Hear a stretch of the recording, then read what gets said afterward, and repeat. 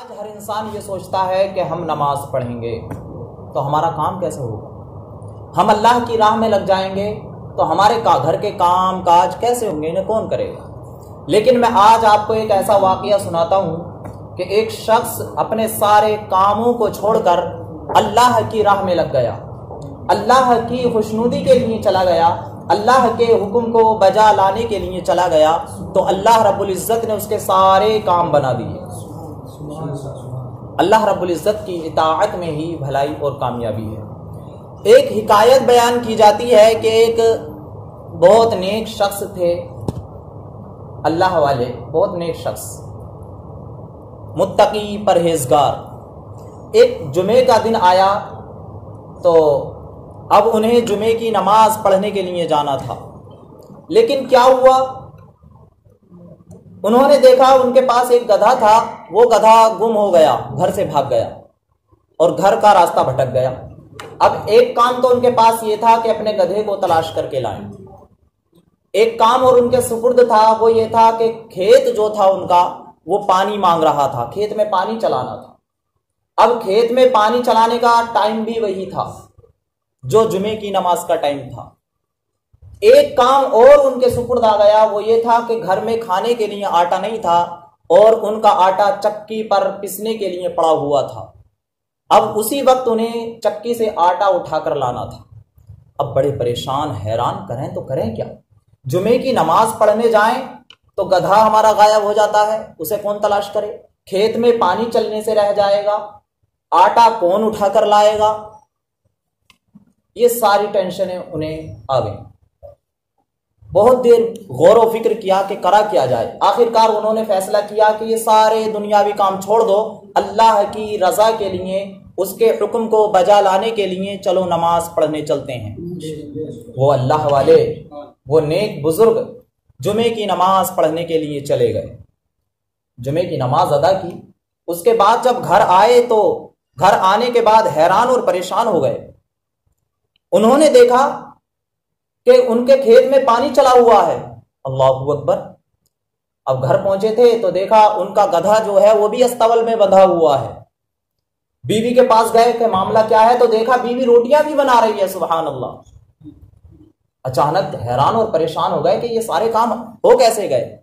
بیوی سے کہا کہ معاملہ کیا ہے، تو بیوی نے انہیں بتایا کہ جب آپ جمعے کی نماز پڑھنے کے لیے چلے گئے تھے تو اچانک سے گدھا دروازے پر آ گیا، اس نے دروازے پر آواز دی، ہنہنایا، تو میں نے دروازہ کھولا تو ہمارا گدھا تھا، میں نے اسے پکڑ کر استبل میں باندھ دیا۔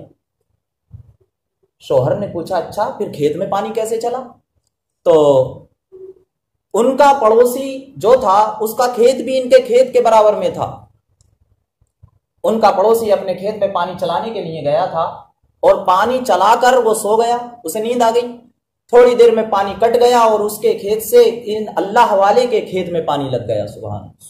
اس کے بعد جب اللہ والے نے دیکھا کہ بیوی روٹی بنا رہی ہے کہ یہ آٹا کہاں سے آیا، تو ان کا آٹا جس چکی پر پڑا ہوا تھا اسی چکی پر ان کے پڑوسی کا آٹا پڑا ہوا تھا۔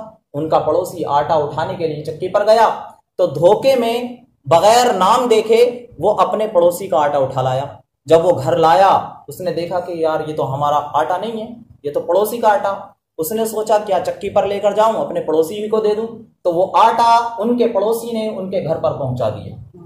یہ سب معاملہ سن کر انہوں نے اللہ کا شکر ادا کیا اور انہوں نے یہ عہد کر لیا کہ چاہے کچھ بھی ہو جائے، دنیاوی کام کتنے بھی آ جائیں، ہر کام کو چھوڑ کر اللہ کی عبادت میں لگ جانا چاہیے۔ جو انسان اللہ کی عبادت اور بندگی میں لگ جاتا ہے، اللہ تبارک و تعالی اس کے سارے کام آٹومیٹک خود بخود بنا دیتا ہے، ایسے سبب پیدا کر دیتا ہے کہ اس کے سارے بگڑے ہوئے کام بن جاتے ہیں۔